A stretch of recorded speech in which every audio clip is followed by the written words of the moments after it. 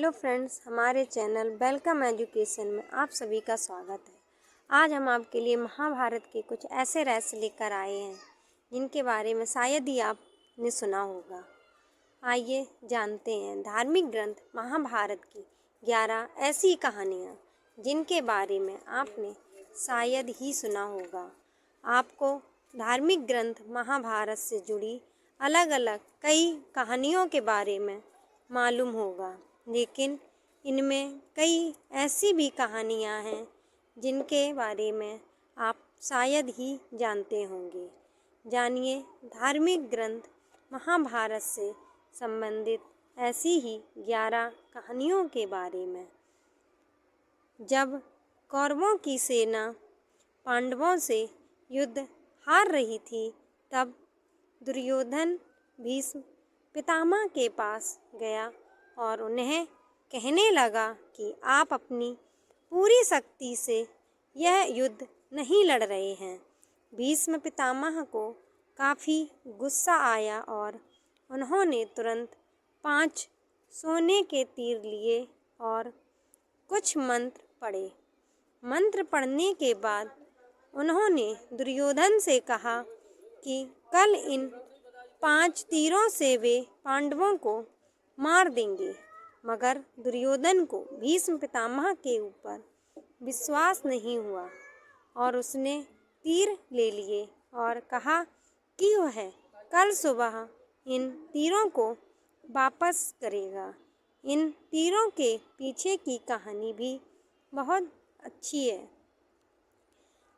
कृष्ण भगवान को जब तीरों के बारे में पता चला तो उन्होंने अर्जुन को बुलाया और कहा कि तुम दुर्योधन के पास जाओ और 5 तीर मांग लो। दुर्योधन की जान तुमने एक बार गंधर्व से बचाई थी, इसके बदले उसने कहा था कि कोई एक चीज़ जान बचाने के लिए मांग लो। समय आ गया है कि अभी तुम उन 5 सोने के तीर मांग लो। अर्जुन दुर्योधन के पास गया और उसने तीर मांगे। क्षत्रिय होने के नाते दुर्योधन ने अपने वचन को पूरा किया और तीर अर्जुन को दे दिए। आइए अब जानते हैं दूसरा कारण क्या है। द्रोणाचार्य को भारत का पहले टेस्ट ट्यूब बेबी माना जा सकता है। यह कहानी भी काफ़ी रोचक है। द्रोणाचार्य के पिता महर्षि भारद्वाज थे और उनकी माता एक अप्सरा थी। दरअसल एक शाम भारद्वाज शाम में गंगा नहाने गए, तभी उन्हें वहाँ एक अप्सरा नहाती हुई दिखाई दी। उसकी सुंदरता को देख ऋषि मंत्रमुग्ध हो गए और उनके शरीर से शुक्राणु निकला, जिसे ऋषि ने एक मिट्टी के बर्तन में जमा करके अंधेरे में रख दिया। इसी से द्रोणाचार्य का जन्म हुआ। आइए अब जानते हैं तीसरा कारण क्या है। जब पांडवों के पिता पांडु मरने के करीब थे तो उन्होंने अपने पुत्रों से कहा कि बुद्धिमान बनने और ज्ञान हासिल करने के लिए वे उनका मस्तिष्क खा जाएं। केवल सहदेव ने उनकी इच्छा पूरी की और उनके मस्तिष्क को खा लिया। पहली बार खाने पर उसे दुनिया में हो चुकी चीज़ों के बारे में जानकारी मिली। दूसरी बार खाने पर उसने वर्तमान में घट रही चीज़ों के बारे में जाना और तीसरी बार खाने पर उसे भविष्य में क्या होने वाला है इसकी जानकारी मिली। आइए अब जानते हैं अभिमन्यु के बारे में। अभिमन्यु की पत्नी वत्सला बलराम की बेटी थी। बलराम चाहते थे कि वत्सला की शादी दुर्योधन के बेटे लक्ष्मण से हो। वत्सला और अभिमन्यु एक दूसरे से प्यार करते थे। अभिमन्यु ने वत्सला को पाने के लिए घटोत्कच की मदद ली। घटोत्कच ने लक्ष्मण को इतना डराया कि उसने कसम खा ली कि वह पूरी जिंदगी शादी नहीं करेगा। आइए अब अर्जुन के बेटे इरावन ने अपने पिता की जीत के लिए खुद की बलि दी थी। बलि देने से पहले उसकी अंतिम इच्छा थी कि वह मरने से पहले शादी कर ले, मगर इस शादी के लिए कोई भी लड़की तैयार नहीं थी, क्योंकि शादी के तुरंत बाद उसके पति को मरना था।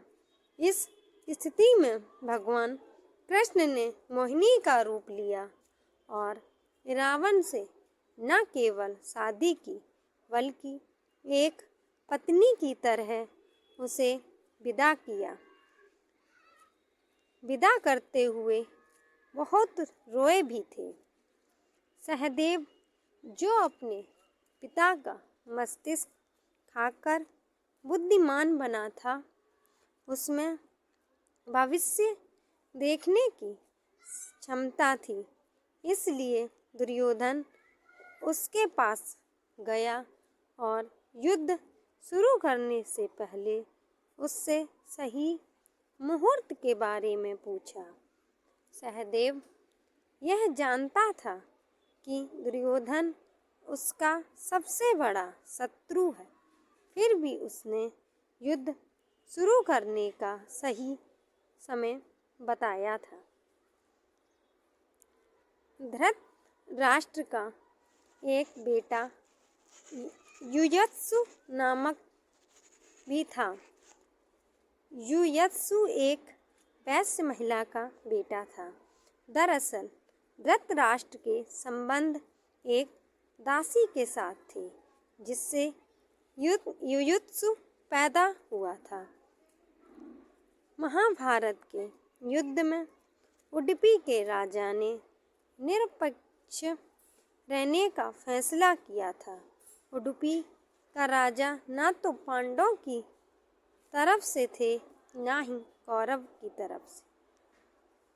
उडुपी के राजा ने कृष्ण से कहा था कि कौरवों और पांडवों की इतनी बड़ी सेना को भोजन की जरूरत होगी और हम दोनों की तरफ की सेनाओं को भोजन बनाकर खिलाएंगे।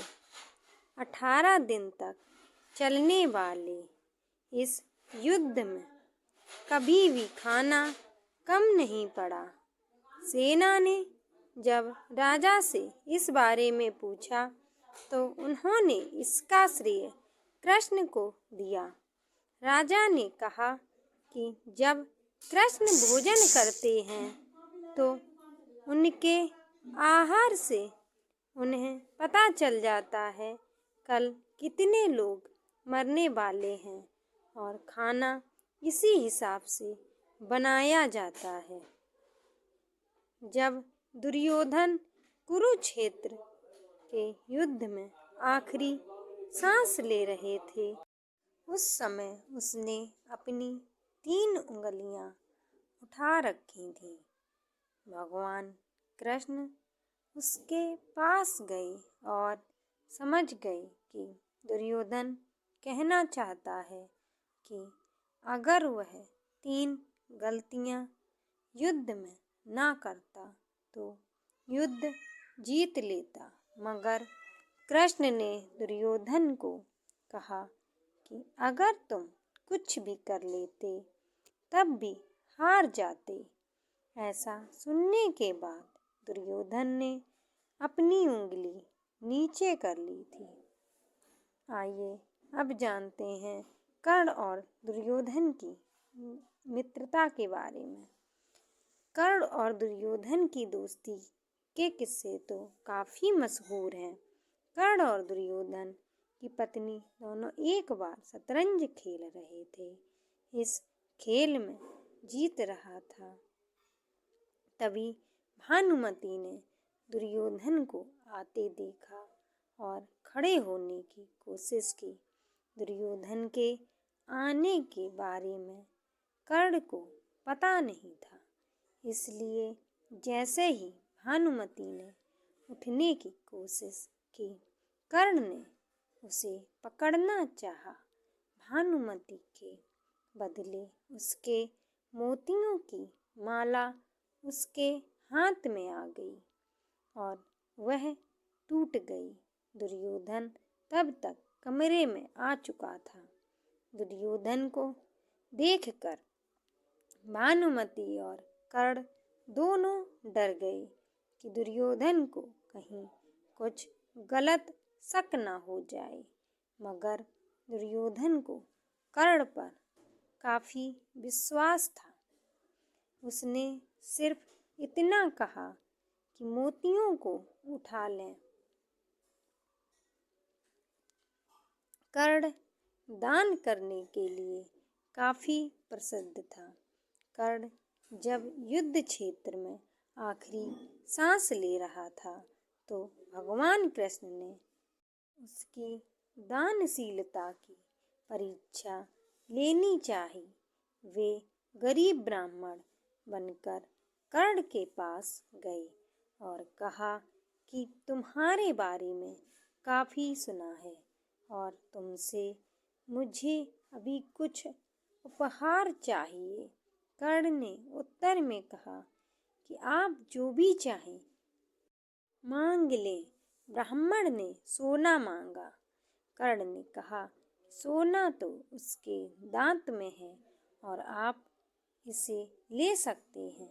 ब्राह्मण ने जवाब दिया कि मैं इतना कायर नहीं हूँ कि तुम्हारे दांत तोड़ूं। कर्ण ने तब एक पत्थर उठाया और अपने दांत तोड़ लिए। ब्राह्मण ने इसे भी लेने से इनकार करते हुए कहा कि खून से सना हुआ यह सोना वह नहीं ले सकता। कर्ण ने इसके बाद एक बाण उठाया और आसमान की तरफ चलाया। इसके बाद बारिश होने लगी और दांत धुल गया। दोस्तों, ये थी महाभारत की 11 अनसुनी कहानियाँ। आपको कैसी लगी कृपया कमेंट करके ज़रूर बताएं और हमारे द्वारा दी गई जानकारी आपको कैसी लगती है आप कमेंट किया करें, जिससे हम मोटिवेट होते हैं और आपके लिए नई नई कहानियाँ लाते रहते हैं। हमारे चैनल को सब्सक्राइब कर लें। धन्यवाद।